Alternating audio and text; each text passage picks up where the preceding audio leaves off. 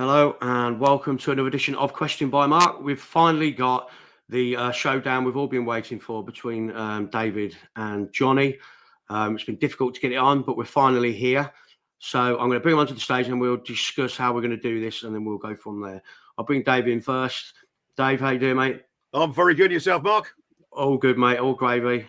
And Jonny, how you doing, pal? I'm good, Mark. Thank you for having me on. Appreciate it. No problem at all. So you'll see from the poster what I'd like to do is I've got 6 questions lined up for you guys. And what I'll do is I'll ask a question to David first and then give you the chance to reply, Jonny. And then on the second question, I'll give you the question and David the chance to reply. No problem. Yeah. So we're going to do it in 6 rounds, like a boxing contest. Okay. Ding, ding. All good? Yeah, no right. problem. So, round 1. Ladies and gentlemen, let's get ready to rumble!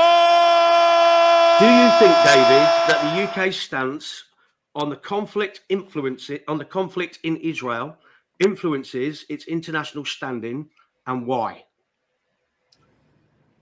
Right. Okay. Well, I look upon the BBC coverage of the Israel-Gaza conflict to be entirely biased.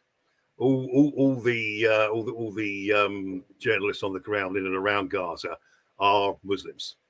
You know, there is no non-Muslim. From what I can see, there are a few, if any. Obviously, the main news they've got the usual event do have obviously BBC oriented presenters to do that. But the ones who do the on the ground reporting are basically Muslims, and many have been caught out, supporting Hamas, and supporting the Palestinian cause. It's hardly a way of inspiring confidence, in the organisation, and the way they reported, particularly when right at the start of the conflict, when that bomb fell on the Gaza hospital. It wasn't an Israeli missile; it was a misfiring Hamas missile. They basically use schools, residential areas, and hospitals to launch their missiles at Israel, and I think that's just beneath contempt the way they've gone about it. I think the BBC will go 2 ways. People are increasingly fed up with paying their license fee, and people are increasingly refusing to pay it. And also, as well, as Elon Musk says, we are the new media, citizen journalism, etc. We are the people that matter these days, not mainstream media. And it's like when Kay Burley announced her retirement, from Sky. I said, no one cares. We won't miss you. Jonny? Yeah, well, the most surprise is that I think I disagree with every single word that David said. I don't think I've agreed with anything that he said. The UK, America, Australia, Germany, Canada, France, EU, all their reputations are in the deepest pits of hell. The deepest pits of hell. We've watched a genocide live streamed in 4K for 15 months. That's not forgetting the last 76 years. We watched a genocide. I didn't interrupt you. I did not interrupt you. I stayed silent. So thank you. We've watched a genocide unfold every day. The media that is literally bought and paid for by Zionism is extremely biased and favourable towards Israel. It's very presumptuous of David to assume people are Muslim. There's brown people that are also Christians. There's brown people that are Jewish. So it's very presumptuous, and bigoted to assume that they're Muslims that are reporting. I'm not saying they aren't, and I'm not saying they are, but to presume that just expose himself for the bigot that he is, and I've called him back to his face, and I think he's a bigot. They mentioned the bomb on the school that was debunked. That was from Israel. It's been debunked by Al Jazeera and by Double Down News. One actual credible independent media, Double Down News. That's debunked by them two sites. So everything, literally, everything that Israel accuses people of is a confession, as the sort of slogan goes. I can't believe people are lacking so much empathy and humanity when we're seeing what we're seeing. David, and not just David, but people that are in line with David, clearly get a different newsfeed to me. Because I've seen children burning alive. I've seen children with their heads missing. I've seen children with burns all over their bodies. I've seen 2,000-pound bombs being dropped in apartment blocks that apparently Hamas are hiding in. It's a lot of nonsense. The media is showing one side, and it's a one-sided affair in favour of Israel. If they're shown, and I'd like to believe this, if they're shown the true extent of what's going on in Gaza, I would like to think most people would be strongly opposed to Israel, which is a genocidal entity. Thank you. I totally refute the idea that Israel is genocidal. As I mentioned before, since 7th of October, the population of Gaza has grown by 0.2%. That's not a factor to determine a genocide. You just don't do no research at all, do you? That's not a factor. It's Well, not a factor. By definition, it's not a factor. We can't make up our own definitions. We have to go by the letter of the law. That's not a factor that to constitute genocide or determining genocide. It's just not. Well, hang on a second. Basically, Israel does have the capability to commit genocide on all the Gaza residents, but chooses not to. But the Palestinians would commit genocide on the Jews and the Israelis, but don't have the capacity. That's the way I look at things. David, Jonny, just on that, Jonny, because it's my next question. You've kind of jumped ahead and you preempted what my next question is going to be. So just to wrap up question one from both of you, do you think that the UK stance has influenced our international standing? Obviously, it's not going to be with certain countries, but on the whole, do you think that Great Britain, the UK, is seen to be one-sided and not taking, not look too much on the Palestinian side of things? How does it affect our standing? Well, it's funny that 3/4 of the world stands with Palestine, and it's only the genocidal, cowardly allies. It's Israel, America, as I said, Canada, Germany, France, Australia. The rest of the world stands with Palestine. Spain's come out and spoke against Israel. Ireland just recently has got rid of their embassy in Ireland. There's more and more people are starting to put pressure on Israel because what the UK is complicit in this genocide. They're facilitating it. And listen, I'm a proud patriot like anybody else, but I will not stay silent when I'm seeing what I'm seeing. So, based off the international sort of sentiment, our reputation, along with America, along with Donald Trump, along with Keir Starmer, along with Rishi Sunak, along with Joe Biden, is absolutely in the pits of hell. Well, quite frankly, there's two. My reply to that is two. First of all, United Nations. Antonio, the head of the United Nations, Antonio Guterres, is an anti-Semite, and it goes show you how deep anti-Semitism is in the world and how much is incited, particularly by Muslim countries. So what's he said to substantiate your claim that he's an anti-Semite? Yeah, because he's accused Israel of genocide. Okay, fine. Okay, Jonny. One quick point from me. You have to substantiate your claim. You're saying he's anti-Semite, so what's your evidence for that? Because he's criticising Israel for genocide. That makes him anti-Semite. What nonsense is that? Because it's not a genocide. No, but that's your opinion. It's not. But one second. One second. Let me explain something. I believe in your right, to say it's not a genocide. That's your right to say that, right? It's their right to criticise Israel. Just because we have a fundamental right to be able to criticise people or entities, corporations, right, without being labelled a certain word. Again, people always. This thing that's going on about Islam. You have a right to criticise Islam. That does not make you an Islamophobe. So they have a right to criticise Israel. That does not make you an anti-Semite.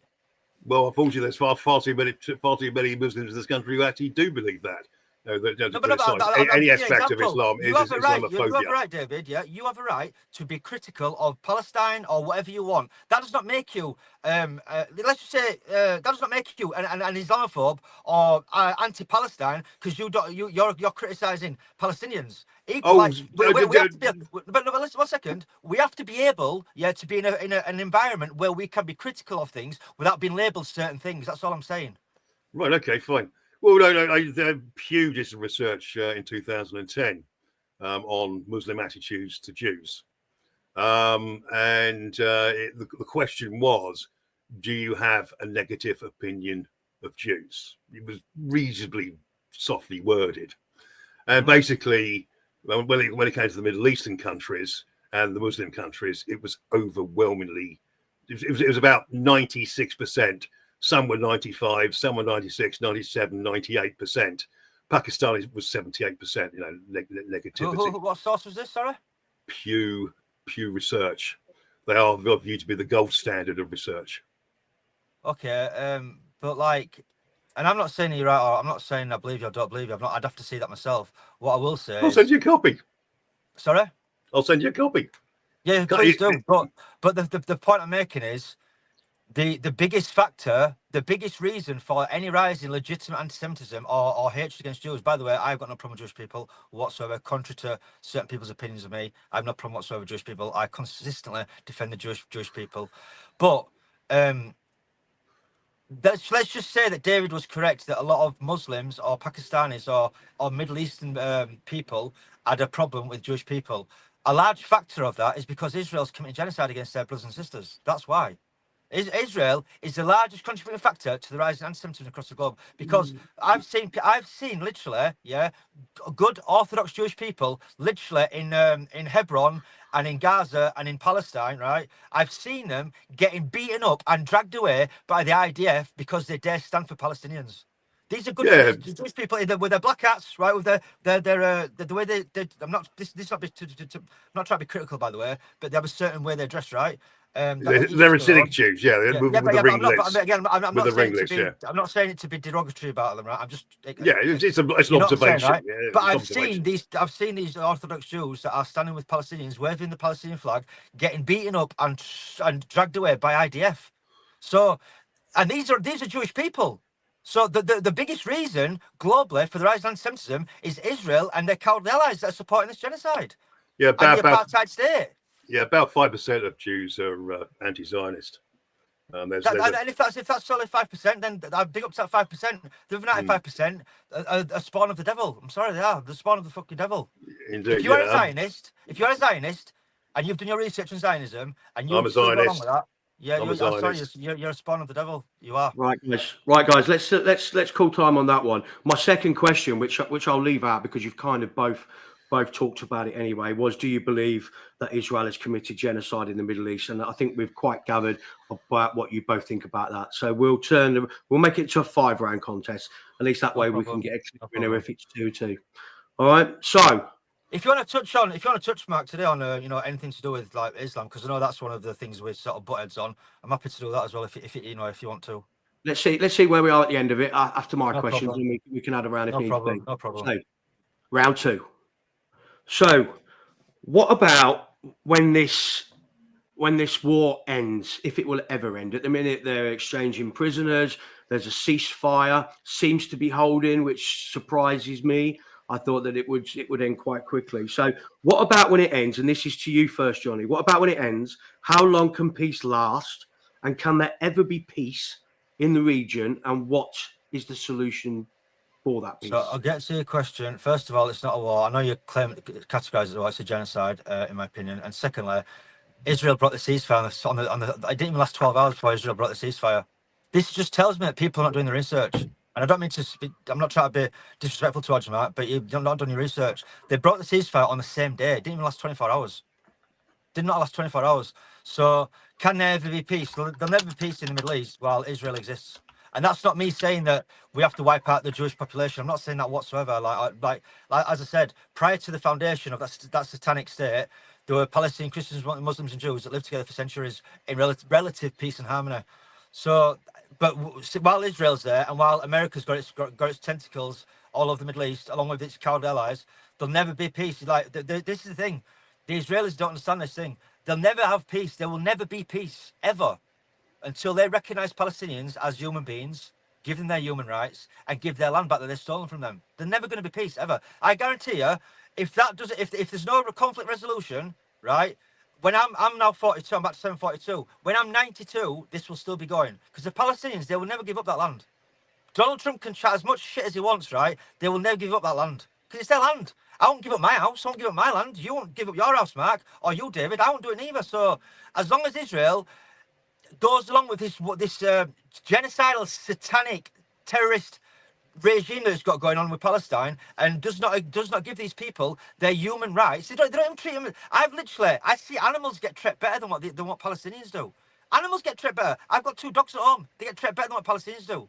and they get fed every day. They've got a roof over their head. They're loved and cared for. That's not happening with Palestinians, especially Gazans. So while Israel is on this, while that satanic government, which is Netanyahu, Smotrich, Ben Gvir, all these people are in a position of authority. And while a lot of the Israeli society have this mindset of, just kill them all, blow them all, and I have seen so many clips of Israeli citizens saying this disgusting genocidal rhetoric that I have come to the conclusion that most of that society are the satanic. They are. So whilst all that is there, Mark, to answer your question, no, there'll never be peace because Palestinians won't stop resisting, and Israel won't stop bullying them. I know that I'm trying to use I'm using the word bullying as a like an analogy. But no, there'll never be peace while Israel has the mindset that it does, and while America keeps backing them up.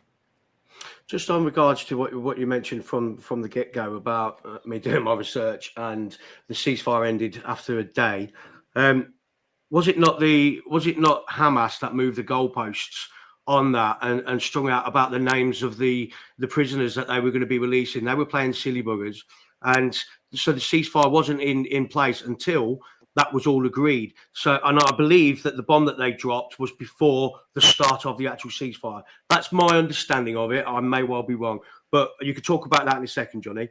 No problem. David, your response. Right. Okay. Well, there will only be peace in Palestine, or from the Palestinians, I should say. There will only be peace from the Palestinians as long as they remain weak. As soon as they feel strong enough, they've got enough arms, got enough ammunition, they've got enough missiles, they will go back to fighting. Sinwar, said exactly the same thing, and that was within 2 or 3 weeks of October the 7th. The Palestinians have said time and time again, the extremists have turned around and said time and time again that they will go back until Israel is destroyed. And in a sense, I agree with Jonny. They will carry on fighting until they're either all dead or the Israelis are all dead. The Palestinians have gone out their way to various times to say that they want to see Israel, from the river to the sea, Palestine will be free. Is a genocidal call to arm to Israel. So no, I'm sorry, that's exactly what it means. It's not though. But it's not. It's factually not. Okay, and by the way, if you look at Article 7 of the Hamas Charter from 1998, it's specifically 1998. It was updated until 2017. It was updated. It's been updated. Well, in their original, do I still use the same software on my phone? In the original document, but it's been updated. In the original document, it invokes the Al Bukhari. So that original document's obsolete. It says I'll be saying my point. That's the last thing we will do. Honestly, it includes the Al Bukhari Hadith, which there is a Jew behind a tree. Come out and kill the Jew. No, it's the Hamas original Hamas thingy document. Was David, let me ask you a question.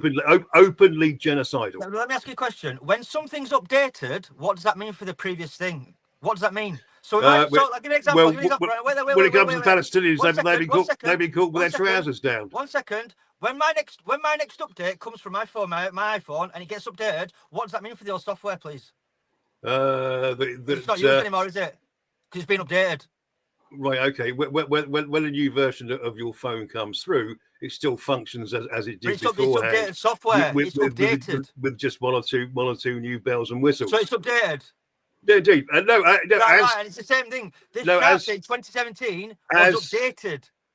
But it's very convenient. It's very convenient to suit your narrative and your bullshit fucking agenda. You're ignoring the updated chart, which clearly, it clearly states in it, we have a problem with Zionists, not Jews. Right, okay, it clearly states that, but you want to ignore that and go Jonny, bullshit. Jonny. You're going back to a chart from, what was it, 1998? 27 years ago. Right, okay, the fact of the matter was it was updated in 2007. When they were caught with their trousers down, it was pointed out to them, this is an open call for genocide against Jews in Israel. Isn't it funny that prior to the foundation of Israel, for centuries, Palestinian Muslims Christians and Jews live together relatively peacefully. Not the Jews lived in Iraq. Jews lived all across the region with largely no problems. Jews living in the UK with largely no problems. They've only got problems. But there's only problems in one place with a certain type of Jew. There's settlers. The settlers that are going around Hebron every day, spitting on Christians. But you won't talk about that, will you? Okay. I've seen video footage of Christians walking through the street by the Waiting Wall, getting spat on by Israeli settlers.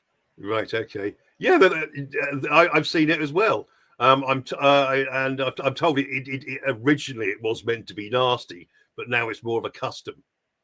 These days, to spit on people. Do you know what? They don't spit on somebody. They spit on the floor.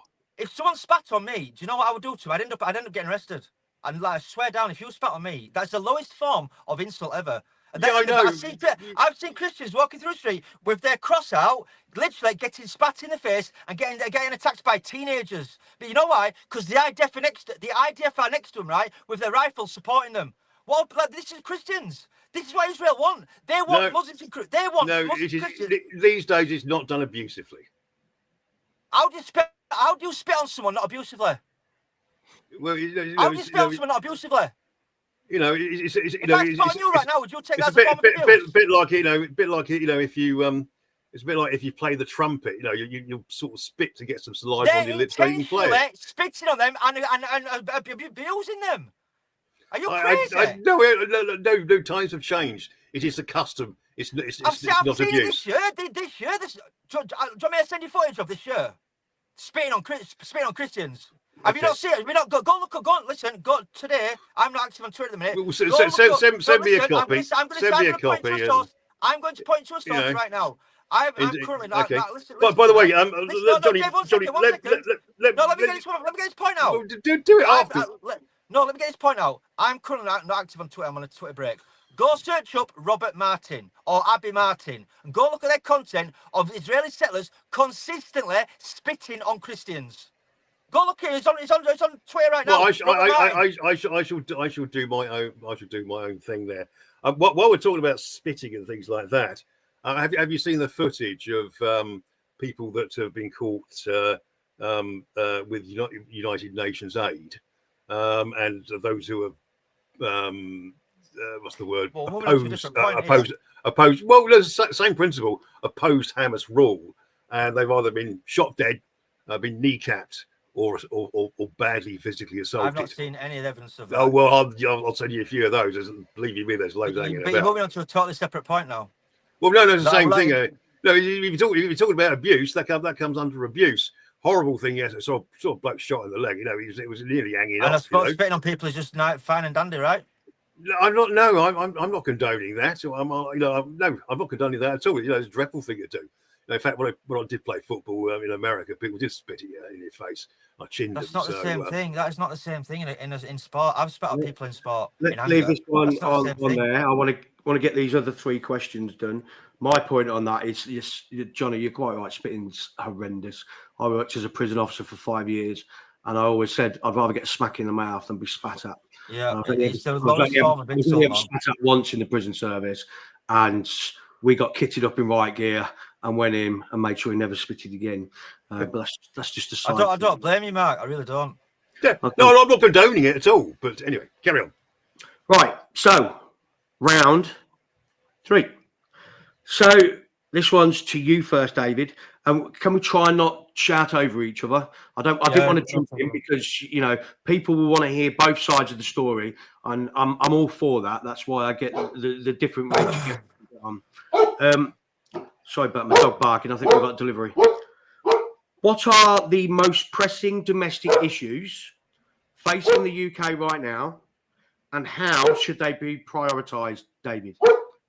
Right, immigration. That is by a country mile the biggest problem that's facing the UK at the moment. It has left. That's what I'm looking for. The price of property is through the roof. Towns have become unstable. There was that survey that came out, a research paper that came out recently, whereby if you're a migrant, you're 3.5 times more likely to commit a sexual assault. I was reading about in Aberdeen, girls are being stalked, and just right on the seafront in Aberdeen, there's an asylum hotel, and five people who lived in the area said they were all boat migrants who were doing the stalking of the women over there. It's also our towns and cities have become violent. Do you remember when all those Rolex watches were being stolen, and the police, remember that? All 21 were Somalians, and if you look at the rape statistics since in the last 10 years, there has been a doubling of rape in this country, and something you might be able to put down to better recording, or women feel more confident going to the police to make a complaint. But by and large, you have to say that these are people who come from different cultures, where they are intrinsically misogynist by nature. Look up Quran 434 if you like, and where women are considered to be inferior to men, and if they misbehave, the husband, the Quran says a husband may beat his wife. And if you look at some of the Labour Party meetings that have gone on, there's a couple in Birmingham where the sexes were segregated. I look upon the burqa particularly as being outrightly misogynist. It is relegating women to literally second class citizenship. There is so much wrong with our immigration system. I like Britain's green and pleasant land. I like looking at fields and trees and mountains and hills. I don't want to look at a countryside that's carpeted over in concrete and bricks. The next thing on the list is the economy. Rachel Reeves is absolutely clueless.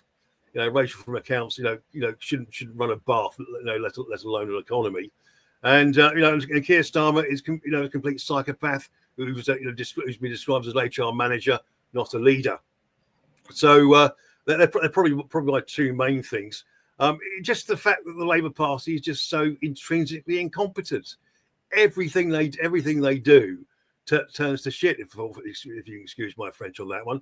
Chagos Islands. Well, I think they're looking at we're paying them 180 billion pounds to give them away. Trump really, why? Keir Starmer has allowed the Chinese to have a mega embassy in Britain, where no doubt they're going to be using it for spying purposes. Also, the Chinese, when they set up offices in and around consulates in and around Britain, they actually send their own staff out to actually police Chinese people living in this country. Believe it or not, So three biggest problems at the moment in this country are immigration, the economy, and basically the Labour Party in every one of its shapes and forms. Thanks, David. Just to touch on, you mentioned about assaults and things in Aberdeen on the beach. Yeah. I've been getting a lot of information from Scottish residents, and I will be doing a podcast because the issues they're facing up there with migrants is off the scale. I can tell you that. So I've heard the same things and a lot more. Jonny, how do you respond, mate? I think there's a multitude of problems. Immigration is one. I agree with Dave. Economy is just a joke. NHS. I spent the last week. Actually, I was in Leeds General Infirmary with my newborn daughter. So I've got a real first-hand look at the situation in the hospital. There's not enough doctors. There's not enough nurses. The nurses that were looking after me and my daughter and my missus, they're doing 12-hour shifts. They're not getting paid enough. I specifically asked them a few questions for this sort of not necessarily for your show, but just because I wanted to know. They're overworked, underpaid. There's not enough stuff going around, and I feel sorry for them because the NHS, the people that have been looking after my missus and my newborn baby girl, they've done an absolute. I can't speak highly enough about them. We've been through quite a traumatic first week. I'm not going to go into reasons for it, but we have been quite traumatic for us. and they've just lessened that burden. That they have been absolutely unbelievable, been polite, been attentive, been knowledgeable, been there. They've just been every step of the way, from the doctors to the nurses to the midwives. They've been absolutely unbelievable. And if anybody deserves a pay rise in this country and deserves recognition as quote unquote heroes, it's the NHS staff.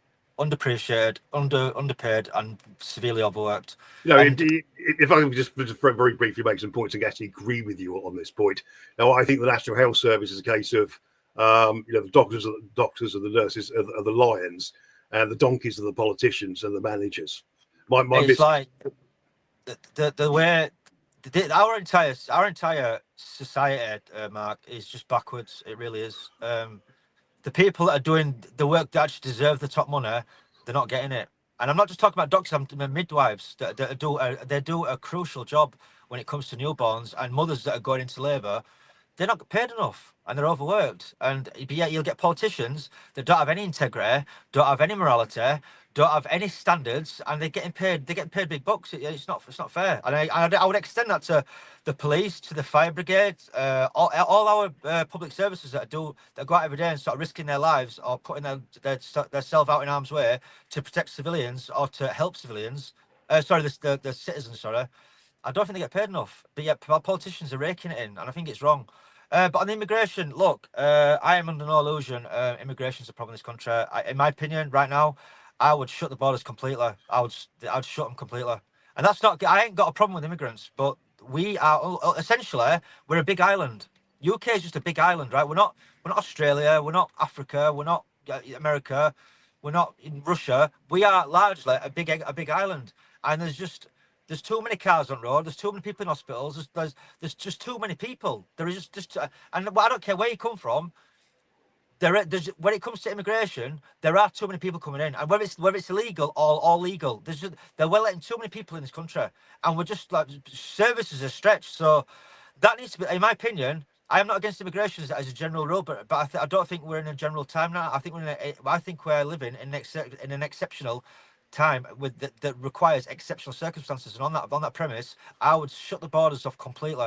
I would be, and anybody that's illegal here, I'd be deporting them all. I don't care where you come from, what skin tone. If you're coming to the UK illegally, you should be getting on a plane and going back to where you came from, because we simply don't have the facilities to look after you. We just don't. So I think that needs to be looked at. I don't think Keir Starmer's going to do it. Rishi Sunak won't doing it. It's because whether it's Rishi Sunak or Keir Starmer, Gordon Brown, Theresa May, Tony Blair, doesn't matter. All they want to do is look after their own people, fuel their own agenda, fill their own pockets, and it's us lot, the working class people of this country we just get forgotten about. Look at Keir Starmer now. Keir Starmer, one of his pledges in his campaign was, we won't raise taxes. All of his cabinet ministers were saying something, we're not going to raise taxes. We won't raise taxes. We promise you we're not going to punish the working class. What come out yesterday? I think it was yesterday. They put, I think today, Angela Rayner signed off a 10% council tax increase. So they're breaking promise. It's not been in job 6 months and it's already breaking promise. That's just one of them, by the way. There's a multitude of things that is already forgoed on, but that's a big one that's going to hit everyone. Council tax is already expensive. It's already expensive. So the fact is increasing by 10%. Sort of people that are not on middle class wages, like people that are sort of on the poverty line, if you will. And I'm not far from poverty line. I'm not middle class, but I'm definitely not far from poverty line. That's going to hurt me a lot. And it's not just, there's a lot of people like me that's going to hurt. But again, Mark, they don't care about us. They don't care about us. All they care about is getting in that seat of power and running their own agenda, milking our money, sending it abroad, whether it's Israel, whether it's Ukraine, wherever else the case may be, sending out like year on year, we are having food banks increase, Mark. Year on year, food banks have been increasing. This is the UK. This is Africa. With all due respect to Africa or other countries that are not quite as developed as where we are, that's not us. We're a relatively rich nation. That shouldn't be happening.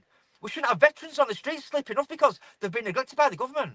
There are so many problems in this country where we should be totally shutting the borders, and we should immediately stop sending any aid to anyone. I don't care where you come from. If it's not the UK, don't send it.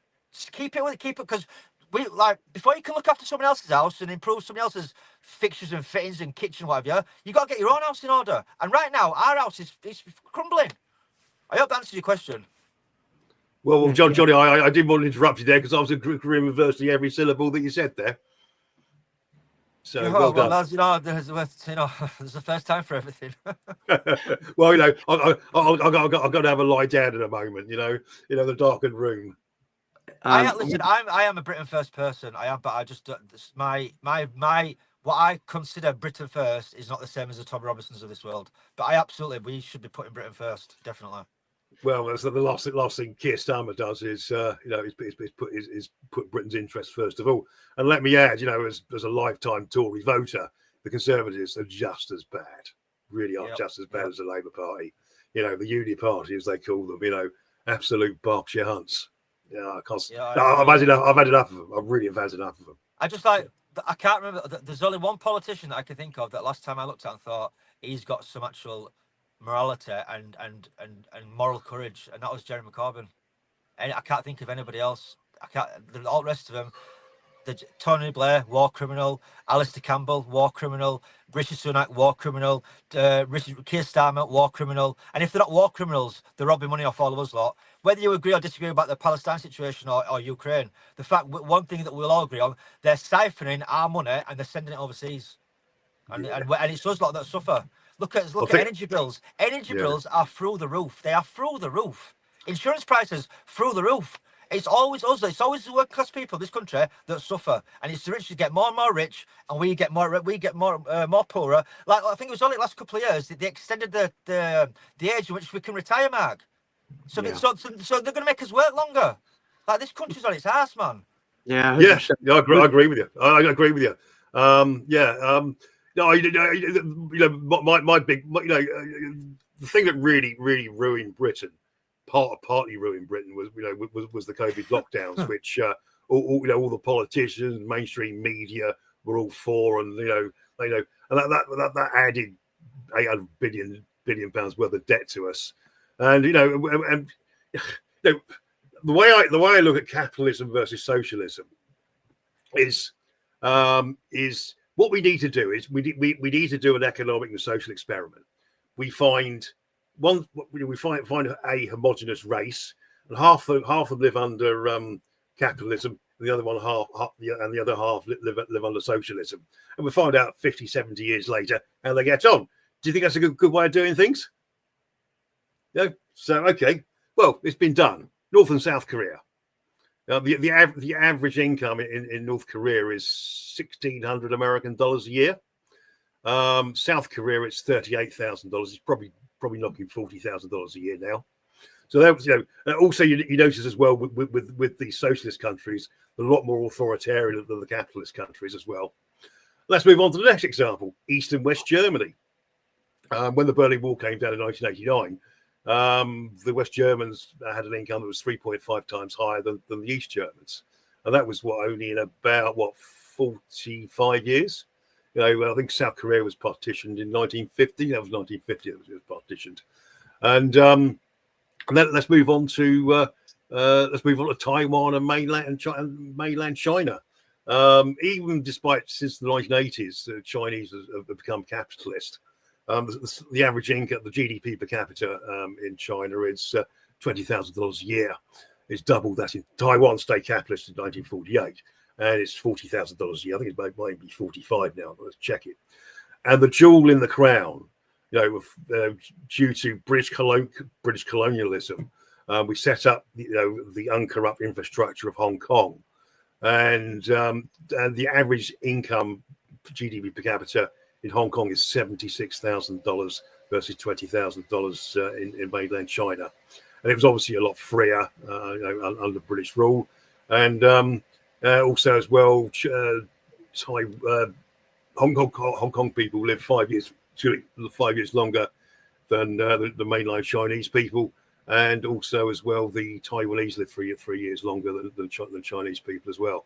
To my mind, the less the government spends, and the more you're left to make your own choices, the richer we are.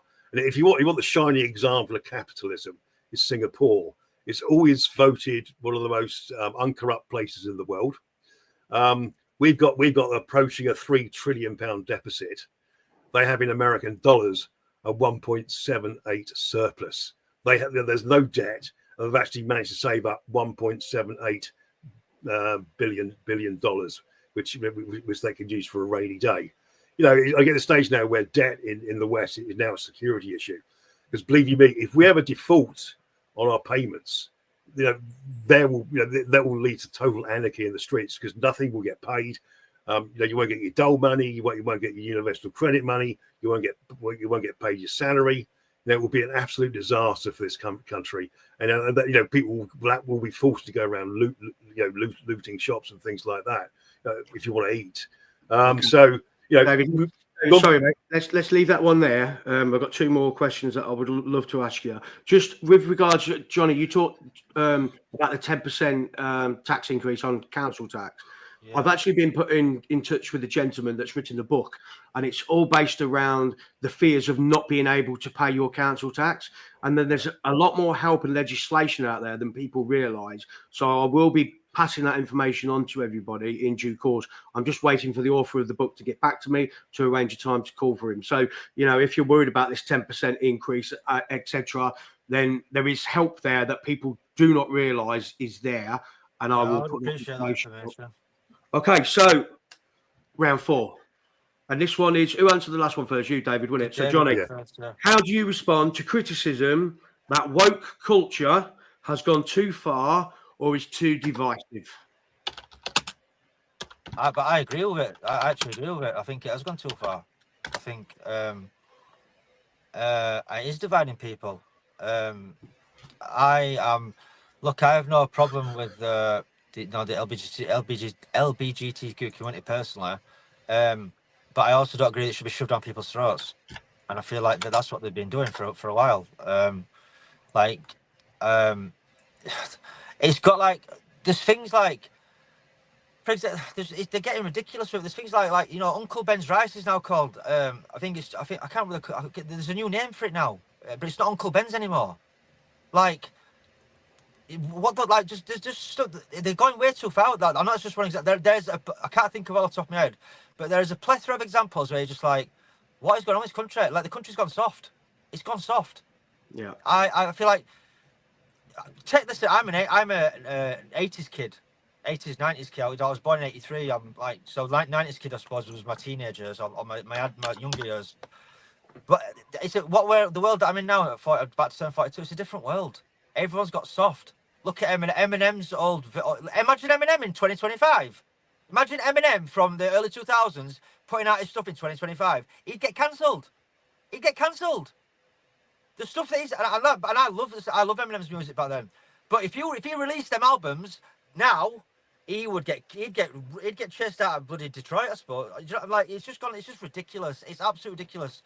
I have no problem with people wanting to be included with stuff, you know, when it comes to the LGBTQ, but you shouldn't be shoving it down people. I feel like they're shoving it down people's throats, and I don't want it shoved down my throat. And you know, they're teaching children in school about LGBTQ when I think like when they're in primary school kids, and this is my opinion, primary school kids don't need to fucking know about this. No. Primary school kids need to worry about playing with the mates in the yard, playing football, playing TIG, playing, you know, running around, hide and seek, maths and English and geography. That's what primary school kids need to be learning about. They don't need to be learning about gay, straight, lesbian or other. They don't need to be learning about that. And I have no problem with people in the privacy of their own homes, their own lives, doing what they want. That's your prerogative. Do what you want. But why are you bringing it into primary schools? I don't want my girls when my girl goes into primary school. I don't want my daughter learning that stuff. I want my daughter learning about sunshine and, I know it sounds, no pun intended, but sunshine and rainbows in the literal sense. Like the little girls and boys should be learning about. They shouldn't be learning about being gay or transgender. No, they shouldn't. Their minds are not. They're not mature enough to be dealing with that kind of subject matter. And I feel the fact that the schools and the government are pushing this, it's bullshit. It's absolute bullshit. We're supposed to be, as adults we're adults of this time. We're supposed to be protecting children. And adults, and again, I made it clear, I've got no problem with somebody that's gay, straight, lesbian. I don't have a problem with that, right? My issue is that you're pushing this onto children, and that's sort of one of the biggest sort of topics in the sort of environment at the minute is that I don't agree with it. I'm sorry, I don't agree with it. Like, children should be learning about their ABCs, 1, 2, 3s, playing in the schools with the friends at break time, eating a dinner and coming home and watching Nickelodeon or something. Not the rest of the stuff that I've already outlined before. And if anybody else has got a problem with what I've just said, you should have your hard drive checked tonight, and somebody needs to fucking look at you, because I think you're wrong. I really do. Sure. I'm so glad you're on the same wavelength in that respect. I think that the reason that a lot of our teens and older kids are so like they are essentially is because that they are exposed to all this. I think it's madness that the stuff that they're exposed to, and no wonder that we have confused kids that act out the way that they do. What's this? They, them fucking bullshit. They, them, he, her. What's all this pronoun nonsense? You watch a Never heard game it when I was a kid. Exactly. No, you it's everywhere. You watch a game of football and they don't give out man of the match anymore. They give out. Honestly, do you know what pissed me off? Do you know what fucking grinding my gears that? Player of the match. Just before I hand over to David, Johnny, what's your thoughts on the way Donald Trump is doing his executive orders, telling people to take rainbow flags down in schools, outside all government buildings, and basically saying that it's two genders, male and female? Right. Well, this might upset a lot of people. David, let's that first. There's not a lot I agree with Donald Trump with, but I do agree with him on that. There's two genders, there's male and female. There's male and female. I'm sorry, there is. I ain't saying you can't. I'm not, again, let me be clear. If you're transgender, I've got a nephew who's transgender. I have no problem with that. It took me a while I was one of the last people in the family to get on board with it and see it from their perspective. It took me a long time. I really struggled with it, but I do now. I have no problem with real people that are transgender men or women. I ain't got no issue with that, right? My issue comes when, for example, when you're a transgender man, so you used to be a woman, right? And you're competing in another sport. That's not fair.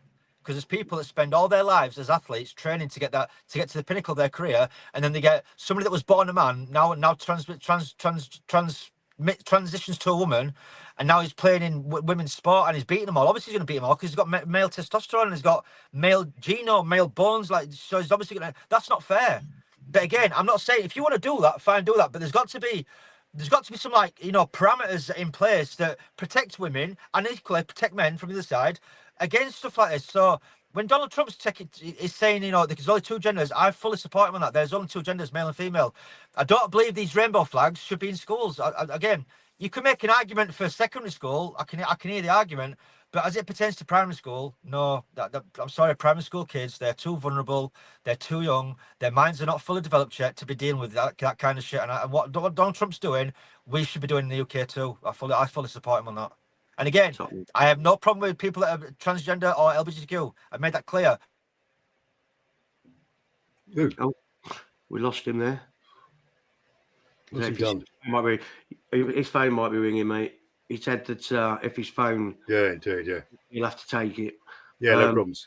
You go ahead, because I'm pretty sure that you are going to be agreeing with what he said anyway. Yeah, I did, yeah. Well, yeah, as I say, there's two genders and 98 mental illnesses, aren't there, And so, yeah, I agree with him. Kids kids should not be talked about sex really in any detail until they're sort of around puberty age, which I would say 12, 13 years of age. To my mind, I just look upon it teaching 4-year-olds, 7-year-olds, things like that. I just look upon it as a form of grooming. I think it's disgusting. And going back to DEI, there's two areas here. There is there's equality. What I think Jonny meant was no one minds equality. In fact, everyone probably wants equality and also a meritocracy. But what we're stuck with is equity. Whereby we're all meant to earn the same money. We're all meant to have same money for their job. And certain so-called disadvantaged people get leg ups and hand ups and things like that. And no, it's pretty awful. I think the way things are going. By the way, DEI and also ERG in America, there has been declining over, even before Donald Trump came into power. Boeing had a couple of major clangers with their aircraft. And if you look back to their suppliers and to Boeing's own DEI policies, they got the blame for it. I don't know whether might be an unfair thing to say, but there was a bridge that collapsed in Florida, where it killed a load of people, and that was a DEI project at the time. It killed about 5 people, something like that as well. So yeah, I think Donald Trump has turbocharged the engine of DEI. Probably, it might be on life support when it comes to the UK, particularly under Starmer. I think as well, bosses have learned that DEI policies lead to a lot of resentment amongst the talented staff, particularly if they're white. And it actually has a negative impact on the company's bottom line, its profitability. So no, it's say DEI will continue under Starmer for a while yet, but we'll finally wake up and realise it's all been useless. By the way, also DEI I look upon as code word for anti-white. It's not about equality. It's equity and excluding white people from the workplace. That's what it's all about. So in this country, we really need to get ourselves organised and really sort of revolt against what's going on in this country. Starmer and Rayner, this Islamophobia stuff that Angela Rayner's doing. That's giving special privileges to Muslims in this country. They had blasphemy laws. Well, I can burn a Bible all day long or a Torah all day long. But we're all going to clutch our pearls if we burn a Quran. It's not the kind of thing I'd want to do myself, but if other people want to do it, that's their right and their prerogative. And you shouldn't be allowed to burn a Quran or a holy book. Johnny, David, let's leave that there, because what I'm going to do is I'm going to change my last question for you both. You've been far too civil to each other the last 2 rounds, and frankly, I'm disappointed. So sorry, I do apologise. Change the last question then, and we'll do it around a topic which it's both obviously close to each other's thought process. So, round 5. So the question I'm going to ask is Islam then. Let's talk about Islam. Let's talk about this new blasphemy law that Angela Rayner's bringing into effect. Is it a law to stop the right calling out things for what they actually are? Is Islam a world problem? And is Islam a religion, or is it just a hateful ideology? David, you go. Right, where do we start? The fox has seen the rabbit. Right, I always like to start off with my facts. There have been 100 terrorist murders in this country since 2000. 97 were committed by Muslims. Why you said you're going to start with facts? That's true. 97 out of 100. 97 murderers. Wait, out of 100 people murdered through terrorism in this country in the last since 2000. 97 were committed by 97% were committed by Muslims. That's a fact. No. A terrorist is a terrorist. Yeah, but terrorist is a terrorist. Yeah, but their inspiration for it was their religion. That's incorrect. So killing innocent people in Islam. No. I'm sorry. No, you're not getting away with that. Where they're shouting Allah Akbar. That just means God is great. That just means God is great. Is God not great? Is God not great if you're a Christian? Well, Allah is specific to the Islamic religion. Allah is the Arabic word for God. Yes, but we don't say Allah. We don't refer to God as Allah. We're not Muslim. But okay. Allah is just the Arabic word. There we go. You just made my point for me because they're Muslims. No, but Allah and God mean the same thing. It's just the Arabic word for it. You do realise it's an Arabic language. No. They killed in the name of Allah. No, because they killed in the name of Allah. You cannot hold a religion responsible for the actions of one psychopath. In the religion of Islam, this is why people don't do the research. In Islam, it is completely forbidden to kill innocent people. There's a verse in the Quran: killing one man is like killing all mankind. Saving one man is like saving mankind. You cannot kill innocent people. Period. Right. Okay. But that's a fact. Let's move on. 90% of the 43,000 people on MI5's terrorist watch list are Muslims. What, and you believe the MI5? Let him make his MI5 point. and MI6. Right, Make indeed, his point. and you know, and out of the Any- world's any- most any- out of the any true world's most murderous out of the world's most murderous 50 terrorist organizations, 49 are Islamic. So No, I'm but sorry. Like, so no, you're not, but now you're talking about extremists. Well, So ISIS, yeah. for example, ISIS, which Yeah, of course, I'm not ironically- tarring all Muslims with the same brush, but I'm sorry. No, but that's what I'm saying. No, That's but what I'm saying. If you no, but- no, let me be clear. Let me. We need to make a clear distinction here. In Islam, the religion, there's Muslims and there's Islam. In Yeah, Islam, no, I don't mind you. I don't mind you saying that. One second. It is completely forbidden to kill innocent people. So if fucking Joe Bloggs goes out on the streets and says Allahu Akbar and kills someone, you cannot hold that religion responsible. It's not to religion, because in religion it says you are not allowed to do that. So what about the Iranian mad mullah's fatwa on Salman Rushdie? Sorry, what? Yeah, the Iranian mullahs, Khomeini brought out a fatwa against Salman Rushdie when he after he published his book Satanic Verses.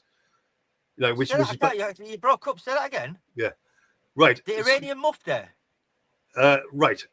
Iranian mullahs. One of them was Khomeini, and he brought out a fatwa against Salman Rushdie. His condemnation, and he was considered to be a fair game target for any Muslim. I honestly don't have a clue what you're referring to. Salman Momika had a $2 million bounty on his head. That guy who burnt the Quran. That guy who burnt the Quran. Yeah, so play stupid games. You can win stupid prizes. Like, you are stupid. I'm not condoning. Johnny, do you not read? One second. I am not condoning murder. I'm not condoning that. What that man did, or whoever did that to him, I'm not condoning that. Should be arrested and prosecuted, full extent of the law. Right. I'm not condoning that. What I'm saying is, in the current climate of the world, where there are fucking genuinely deranged people that will take things like that to a dangerous level. When you play a stupid game like that, you're going to win a dangerous prize. And he won a dangerous prize. Again, I'm not condoning it. But when you burn the Quran, or the Torah, or the Bible, you are going to seriously offend millions of people on planet Earth. And within the millions of people, you're going to get a small percentage of the millions that are psychopaths that will kill you. Right. Okay. Well, let me jump in there. I don't quite agree with that. I'm pretty sure that if a Muslim guy burnt a Bible in the middle of the street, he wouldn't find himself dead the next day. You know, let's be honest about that. That's just not going to happen. Sure. Yeah, I think he's gone again, but hopefully he'll be back in a moment. But being no doubt that that this Islamophobia stuff, which by the way was inspired by the Muslim Brotherhood, which was formed in 1928. Muslim Brotherhood are the inspiration for ISIS, Hamas, and virtually every other Islamic terrorist group. It's no coincidence, David, that every terror group around the world is predominantly Muslim and predominantly follow Islam. And Hamas, ISIS, Al Qaeda. They're all follow the same ideology. I don't believe it to be a religion. I believe it to be an ideology, a hateful ideology that needs eradicating. That needs, instead of being in laws to protect these people, And Jonny said about, you can't persecute everybody for saying Allah Akbar. Why are they saying Allah Akbar when they're killing people? They're saying it for a certain reason, and that is because they're following Islam and they think they're doing a jihad in their God's name. That's what's happening. Yeah, sure. Sorry, Let's not beat about the bush here. The idea of having a code of conduct or an Islamic council is to shut down all criticism of Islam, whether it's grooming gangs, whether Muhammad, was a paedophile, where he consummated his marriage to Aisha at the age of 9. Yeah. Anything to do with Islam becomes off limits for criticism. It's the biggest shutdown of free speech and liberties you'll ever come across in any country. It must be resisted with all our sinews and efforts. And I don't know why they want to do it. Maybe to appease the Muslim lobby in this country, but it just strikes me as a very slippery slope. I really do fear for this country. You can't quote a verse from the Quran. No, it's one of my. I've asked the question again today. Is a guy first name's Ali. He's from the London Muslim group, London Labour Muslim group, and I've asked him the question: where is the line between Islamophobia and legitimate criticism of a religious and secular way of life? It is an ideology because it encompasses both political and religious thoughts and ideas. So, where is the line? Not one lefty, not one Muslim has ever answered my question. You just know that they just want you to shut up completely, and work on from there. I'm told because I tend to deal with facts and I tend to deal with quotations rather than bigoted opinions, should we say? I'm told that I'm told from some followers when they were interviewed by the police for their hurty tweets, they were asked, "Do you follow Dave Atherson on Twitter?" They were actually asked the question by the police officers and counter-terrorism and people like that. So the point is, what I write about Islam. Obviously, we're talking about the violent minority, not the peaceful majority. Yeah. The problem we have with Islam in this country is there are few, if any, moderate Muslim voices who say, look, we prefer you didn't burn our Quran, please. And this is the reason why. But unfortunately, you have to have the nutters who say, we're going to kill you. We're going to do you harm. And I'm afraid to say, it's via violence and intimidation, the extremist tail wags the moderate dog. That's the way things work in this country, and we have to fight back, with all our might on this one, because this country, the way it's going at the moment, it's not going to be worth living in. I'm thinking, where in the world can I go? My ideal place would be America. That's a place I would ideally like to move to, but I could probably stay there for 6 months on a tourist visa. Beyond that, it's going to be tough. I had something to do with age, and also as well, I don't have a degree. I'd get a work permit. It's going to be particularly difficult for me. I could get myself a job with an American company over in America. And if I'm employed with them for a year, they can transfer me over. But it's just too much hassle.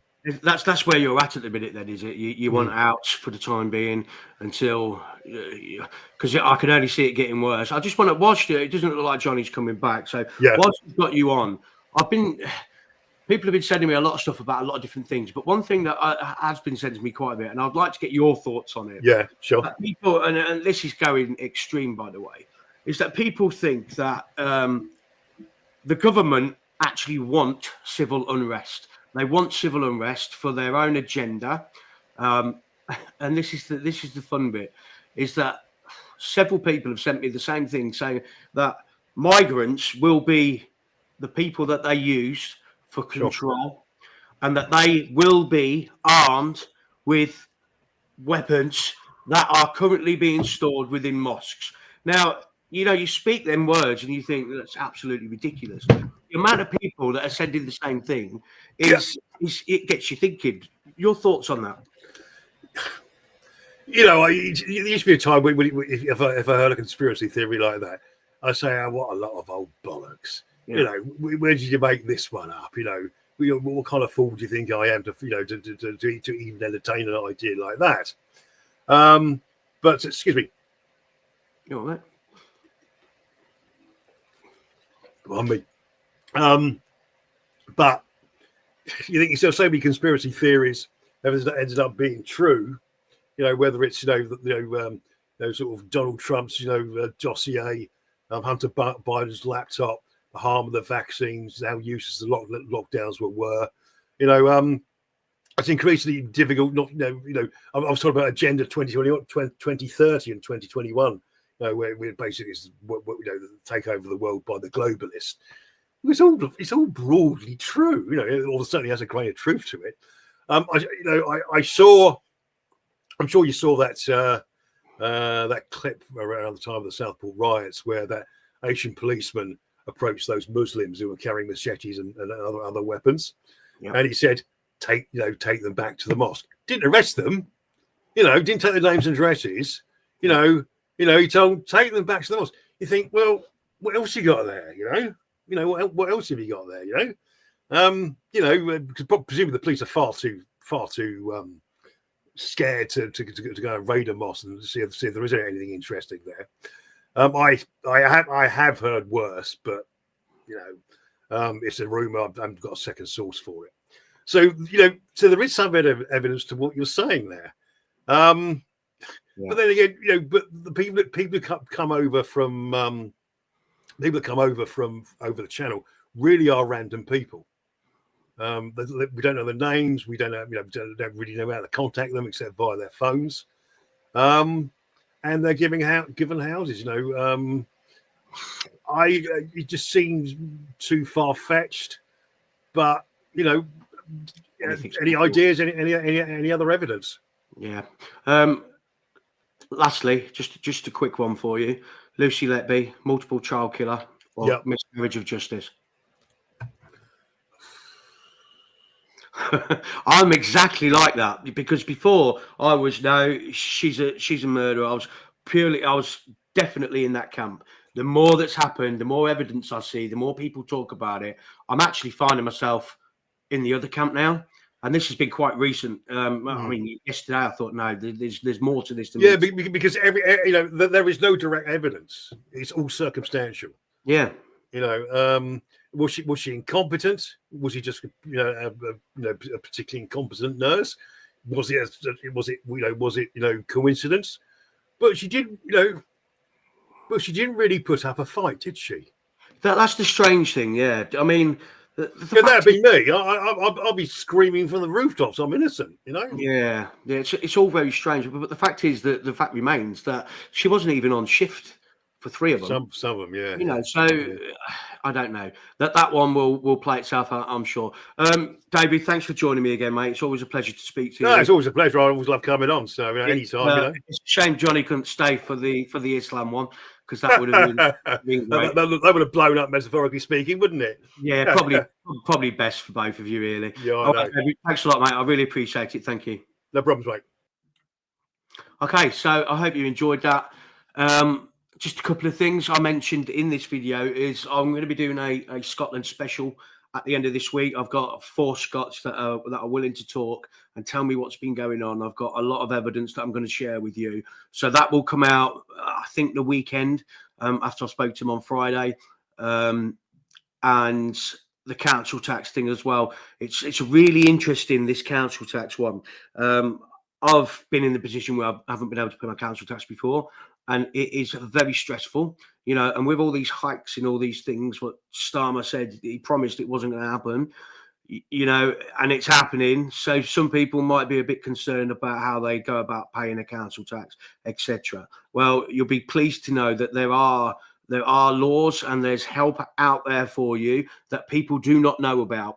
I'll share all that with you in a special. I want to get the guy that's due to come back to me that's written a book on this. I think he's going to join me on the podcast so he can explain it all to you, which I think it will be a good one for you to listen to if you are in a situation where that might be a problem. As always, please comment on the video, please share it. Thanks for joining me again, and I'll speak to you next time.